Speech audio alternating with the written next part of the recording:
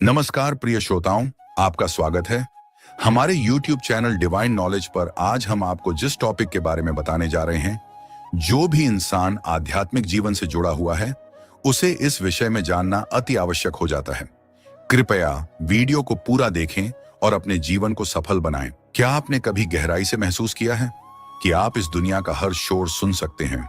लोगों की आवाजें, गाड़ियों का शोर, मोबाइल की नोटिफिकेशंस, लेकिन जब बात आती है खुद की, अपनी ही आत्मा की, तो सब कुछ अचानक शांत हो जाता है।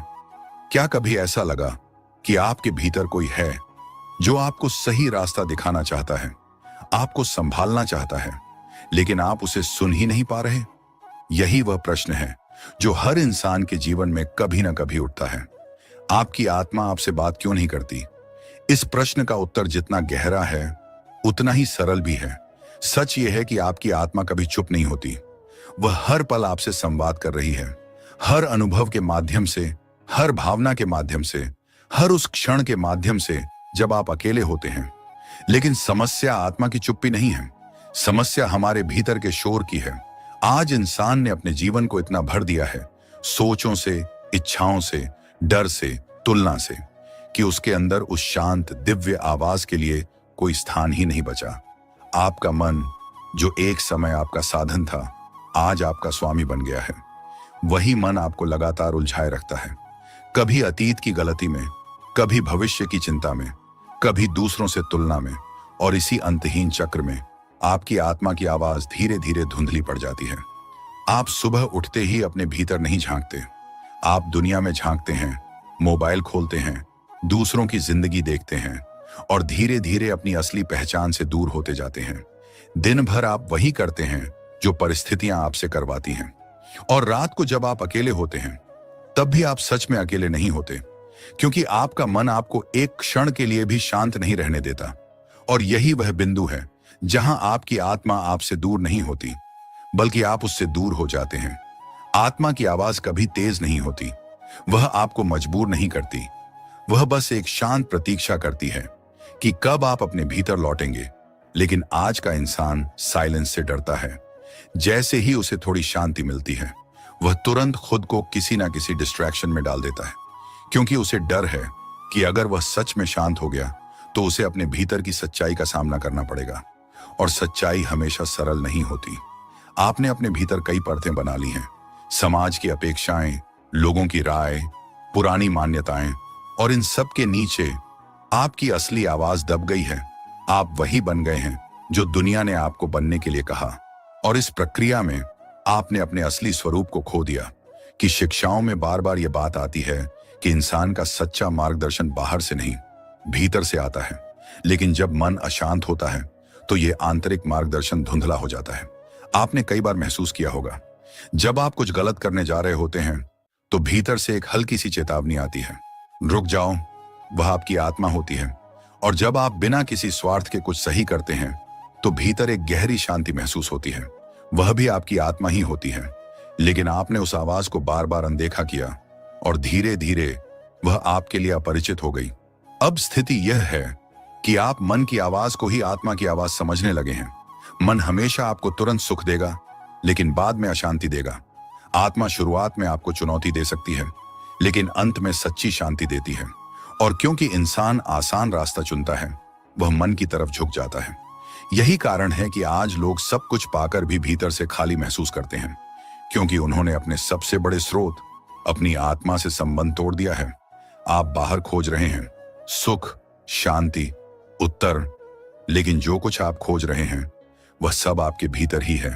आप मंदिर जाते हैं, प्रार्थना करते हैं, लेकिन कभी अपने भीतर उतरने की कोशिश नहीं करते। सच्चाई यह है, ईश्वर कहीं बाहर नहीं है, वह आपके भीतर है, आपकी आत्मा के रूप में। लेकिन जब तक आप भीतर जाने का साहस नहीं करेंगे, तब तक यह अनुभव आपके लिए केवल एक विचार बना रहेगा। आपकी आत्मा आपसे इसलिए बात नहीं करती क्योंकि आपने उसे सुनने की आदत ही नहीं बनाई। जिस तरह शरीर को मजबूत बनाने के लिए अभ्यास चाहिए, उसी तरह आत्मा की आवाज सुनने के लिए भी अभ्यास चाहिए। आपको रुकना होगा, अपने मन को देखना होगा, अपने विचारों को समझना होगा, और धीरे धीरे उस मौन में प्रवेश करना होगा जहां आपकी आत्मा उपस्थित है, शुरुआत में आपको कुछ महसूस नहीं होगा, आपको लगेगा कि यह सब निरर्थक है। लेकिन यदि आप निरंतर बने रहे तो एक दिन आपको भीतर से स्पष्टता मिलने लगेगी। आप बिना किसी बाहरी सलाह के समझ पाएंगे कि कौन सा मार्ग सही है। और यही वह क्षण होगा जब आपकी आत्मा फिर से आपसे संवाद करना शुरू करेगी। यह कोई चमत्कार नहीं है, यह एक प्रक्रिया है जिसमें धैर्य चाहिए, निरंतरता चाहिए और सबसे महत्वपूर्ण ईमानदारी चाहिए। आपको अपने आप से सच्चा होना होगा, अपने डर को स्वीकार करना होगा, अपनी कमजोरियों को देखना होगा। तभी आप अपने भीतर के उस सत्य तक पहुंच पाएंगे। आज आप जहां भी खड़े हैं, चाहे आप भ्रम में हों, दुख में हों या खालीपन महसूस कर रहे हों, उसका कारण केवल एक है। आपने अपने भीतर की आवाज को अनदेखा किया है। लेकिन अभी भी समय है, आप उस संबंध को फिर से बना सकते हैं। बस आपको एक कदम उठाना होगा भीतर की ओर। जब आप यह कदम उठाएंगे तो आपको अनुभव होगा कि आपकी आत्मा कभी चुप नहीं थी, वह हमेशा आपके साथ थी। चुप तो आप थे। आपको यह समझना होगा कि आत्मा की आवाज सुनना कोई रहस्यमयी या काल्पनिक प्रक्रिया नहीं है। यह एक वास्तविक अनुभव करने योग्य आंतरिक परिवर्तन है। लेकिन इस परिवर्तन के रास्ते में सबसे बड़ी बाधा बाहर की दुनिया नहीं, आपका अपना मन है। मन आपको लगातार खींचता रहता है, कभी अतीत की ओर जहां अधूरे अनुभव और पछतावे बसे होते हैं, और कभी भविष्य की ओर जहां अनिश्चितता और डर छिपा होता है। और इन दोनों के बीच जो सबसे महत्वपूर्ण है, वर्तमान क्षण, वह धीरे धीरे आपकी पकड़ से छूट जाता है। जबकि आत्मा केवल वर्तमान में ही अनुभव की जा सकती है। जब आप पूरी तरह वर्तमान में होते हैं, बिना किसी मानसिक शोर के, बिना किसी विश्लेषण के, तब एक अलग प्रकार की शांति का अनुभव होता है। एक ऐसी शांति जो किसी बाहरी कारण पर निर्भर नहीं होती। वही वह अवस्था है जहां आपकी आंतरिक चेतना सक्रिय होती है। लेकिन समस्या यह है कि जैसे ही यह अनुभव आता है, मन तुरंत सक्रिय हो जाता है। वह उसे समझने, पकड़ने और परिभाषित करने की कोशिश करता है, और उसी क्षण वह अनुभव समाप्त हो जाता है। यही कारण है कि आंतरिक चेतना की भाषा को समझना कठिन लगता है, क्योंकि यह तर्क और विश्लेषण की भाषा में नहीं, बल्कि अनुभव और जागरूकता की भाषा में प्रकट होती है। जितना अधिक व्यक्ति अपने विचारों में उलझता है, उतना ही वह अपने वास्तविक स्वरूप से दूर होता जाता है। और जितना अधिक वह अपने अनुभवों के प्रति सजग होता है, उतना ही वह अपने भीतर के सत्य के करीब आता है। आज का जीवन आपको लगातार सोचने के लिए प्रशिक्षित करता है, हर चीज का कारण खोजने के लिए, हर स्थिति का विश्लेषण करने के लिए। लेकिन इस प्रक्रिया में आपने अनुभव करना, महसूस करना लगभग छोड़ दिया है। आपका हृदय, जो कभी आपकी आंतरिक चेतना का माध्यम था, आज केवल भावनात्मक प्रतिक्रियाओं तक सीमित हो गया है। आपने अपनी सच्ची भावनाओं को दबा दिया, क्योंकि आपको सिखाया गया कि व्यवहारिक बनना ही सही है। लेकिन व्यवहारिकता और संवेदनहीनता एक ही चीज नहीं है। सच्चाई यह है, जब तक आप अपने हृदय से जुड़ना नहीं सीखेंगे, तब तक आप अपने भीतर की गहराई से भी नहीं जुड़ पाएंगे। आंतरिक शांति का मार्ग बुद्धि से नहीं, संतुलित जागरूकता और संवेदनशीलता से होकर जाता है। और यही वह क्षेत्र है जहां सबसे अधिक आंतरिक कार्य की आवश्यकता होती है। आपके भीतर कई ऐसे अनुभव हैं जिन्हें आपने कभी पूरी तरह स्वीकार नहीं किया, कुछ भावनाएं जिन्हें आपने दबा दिया, कुछ सच्चाइयां जिनसे आपने दूरी बना ली। ये सभी मिलकर एक मानसिक और भावनात्मक अवरोध बना देते हैं, जो आपको अपने ही भीतर जाने से रोकता है। जब तक यह अवरोध बना रहेगा, तब तक आपकी आंतरिक स्पष्टता धुंधली रहेगी। लेकिन इस अवरोध को हटाने के लिए आपको स्वयं का सामना करना होगा।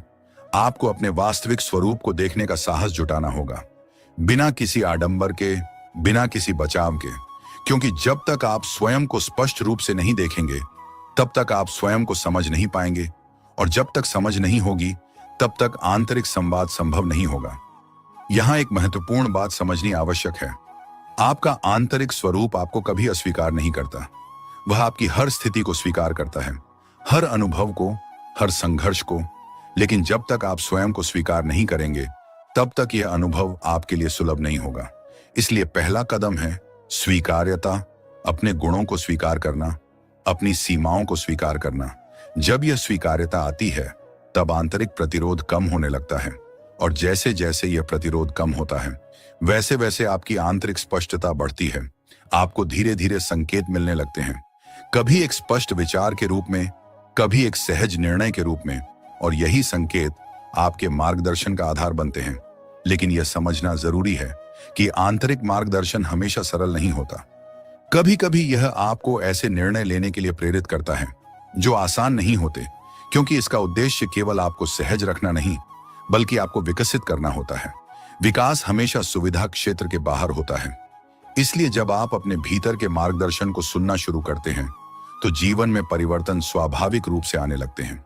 आपकी प्रतिक्रियाएं बदलने लगती हैं, आपका दृष्टिकोण बदलने लगता है, आप परिस्थितियों को अलग दृष्टि से देखने लगते हैं। जहां पहले आप तुरंत प्रतिक्रिया देते थे, अब आप ठहर कर उत्तर देते हैं। जहां पहले आप हर बात को व्यक्तिगत रूप से लेते थे, अब आप उसे एक व्यापक दृष्टिकोण से देखने लगते हैं। और यह परिवर्तन धीरे धीरे आपकी आंतरिक स्थिरता को मजबूत करता है। लेकिन इस पूरी प्रक्रिया में सबसे महत्वपूर्ण तत्व है निरंतरता। एक दिन का अभ्यास स्थायी परिवर्तन नहीं ला सकता। यह एक क्रमिक प्रक्रिया है जिसमें नियमित रूप से अपने भीतर लौटना पड़ता है। जितनी अधिक यह निरंतरता होगी, उतना ही आपका आंतरिक संतुलन मजबूत होगा। और एक समय ऐसा आता है जब आपके भीतर संदेह कम होने लगता है, आपको अपने निर्णयों पर भरोसा होने लगता है। यह भरोसा बाहरी प्रमाणों से नहीं, बल्कि आंतरिक स्पष्टता से आता है। यही वह अवस्था है जहां व्यक्ति वास्तव में स्थिर होता है। बाहरी परिस्थितियां बदलती रहती हैं, लेकिन भीतर एक संतुलन बना रहता है, और यही संतुलन वास्तविक आंतरिक विकास का संकेत है। लेकिन यह सब तभी संभव है जब आप इस प्रक्रिया को गंभीरता से अपनाने के लिए तैयार हों, क्योंकि यह केवल एक विचार नहीं, एक अभ्यास है। और हर अभ्यास की तरह इसमें समय, धैर्य और समर्पण की आवश्यकता होती है। यदि आप इस मार्ग पर चलने के लिए तैयार हैं, तो यह समझ लें कि आप अकेले नहीं हैं। आपके भीतर ही वह मार्गदर्शन मौजूद है जिसकी आपको आवश्यकता है। आपको केवल उसकी ओर ध्यान देना है, और जब यह ध्यान स्थिर हो जाता है, तो जीवन की दिशा स्वयं स्पष्ट होने लगती है। आपको बाहर खोजने की आवश्यकता नहीं रहती, क्योंकि जो कुछ भी आवश्यक है वह सब आपके भीतर ही उपलब्ध है। Divine knowledge. धन्यवाद।